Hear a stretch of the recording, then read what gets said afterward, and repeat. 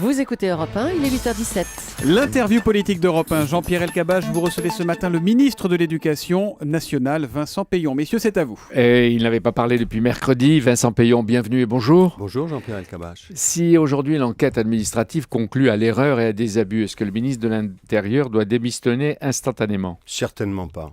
Vous savez, je crois et j'entends qu'il y aurait des polémiques au gouvernement.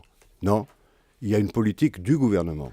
C'est celle que nous appliquons ensemble et dans ce registre, c'est celle qu'applique avec fermeté mais beaucoup d'humanité Manuel Valls. Mais au contraire, si l'enquête démontre que tout a été fait dans les règles, est-ce que vous démissionnez, vous présentez au moins des excuses ? Mais ce n'est pas du tout. Vous en faites une question de personne ou de carrière. Il arrive qu'il y a en France un certain nombre de choses qui relèvent du droit et des principes. Donc si vous voulez bien, je veux vous dire quelle est cette politique du gouvernement très bien. dont je viens de parler. Mais ce qui a été remarqué, c'est que mercredi, à la sortie du Conseil des ministres, vous attaquez de votre propre initiative un de vos collègues dans la cour de l'Élysée, c'est-à-dire dans la maison du président de la République.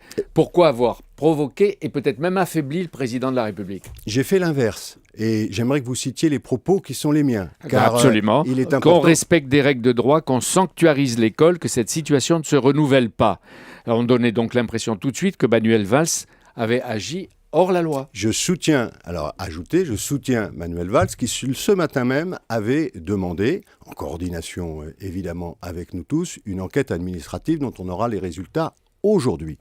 Et vous verrez, c'est d'ailleurs ce qui est en train de se produire, que les choses sont simples. Il y a les règles du droit. Bien entendu, un pays doit être capable de maîtriser ses flux migratoires. Notre pays, et je le dis aux Français, il est généreux. Il accueille. Il a des voies de recours. C'est un état de droit. Et puis, il y a des gens qui ne les respectent pas.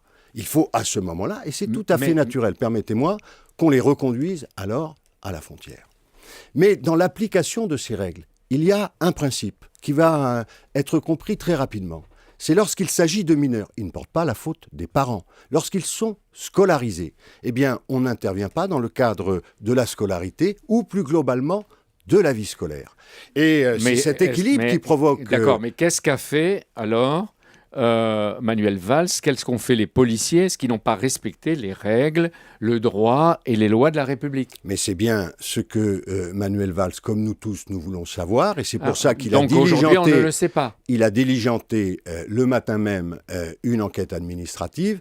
Ce qui est certain, c'est que lorsque vous êtes dans le cadre d'une sortie scolaire, c'était le cas, vous êtes donc dans la vie scolaire, et jusque-là, et nous continuerons, c'est pour ça que nous parlons de sanctuarisation de l'école, c'est un point commun à nous tous, et on ne doit pas intervenir dans ce temps-là. Vincent Peillon, et vous ne vous êtes pas trop précipité, vous le philosophe qui donnait des perspectives qui avaient la longue durée, vous sortez du Conseil des ministres et tout de suite vous intervenez. Mais ça a choqué. Est-ce que vous pourriez reconnaître que vous avez agi avec peut-être de l'émotion? Ah, certainement pas. Dès le mardi, d'abord, vous savez, je suis effectivement, c'est une recommandation cartésienne, contre la précipitation.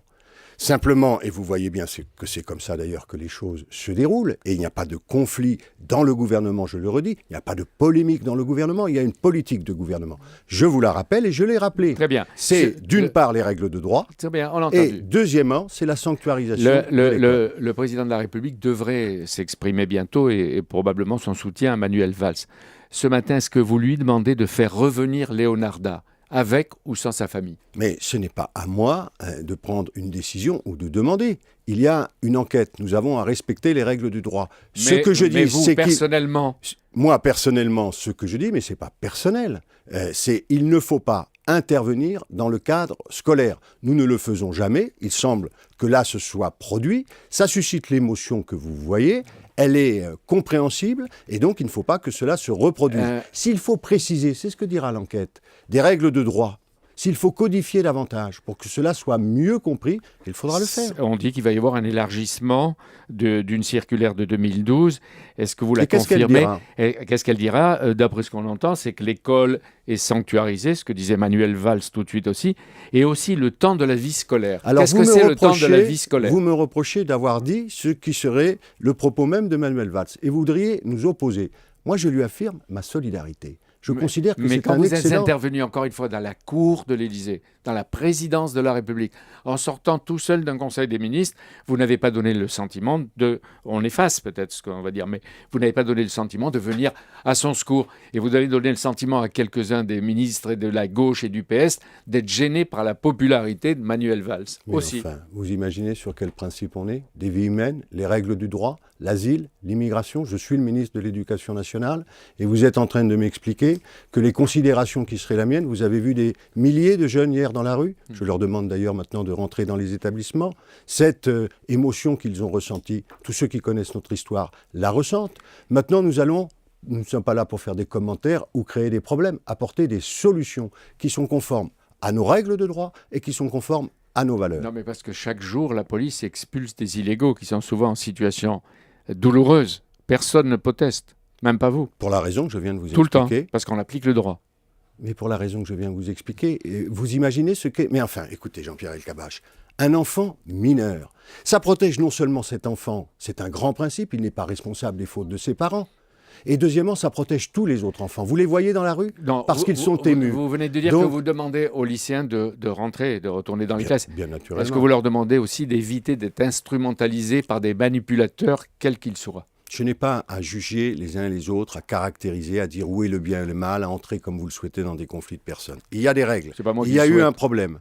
Ce problème, nous le voyons. Il ne porte pas sur l'application des règles de droit. Il porte sur les usages qui sont les nôtres par rapport à la scolarité. Ce problème va être réglé. Et donc, je demande effectivement aux lycéens de ne pas tout amalgamer.